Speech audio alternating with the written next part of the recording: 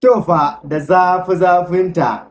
'Yan bindiga daɗi na jihar Katsina a ƙaramar hukumar Faskari sun saki mutane 40 a lokaci ɗaya, a inda suka mika wannan mutum 40 zuwa mahukunta na jihar Katsina. Inda bayanai ya tabbatar da cewa wannan 'yan bindiga sun saki mutum 72 bayan fara tattaunawa da 'yan bindigan daji, bayan fara zaman sulhu da mahukunta na ƙaramar hukumar Faskari suka yi da su. Wanda a larabar makon jiya ne mahukunta suka karbi bakuncin mutum 30 daga cikin wa'anda 'yan bindiga daɗi suka tare su, wanda duka in aka hada a jimilla an saki sama da mutum 72, wanda jihar Katsina tana ɗaya daga cikin jihohi a arewacin Najeriya da suka ɗauki matakin tattaunawa da kuma zaman sulhu da 'yan fashin daji.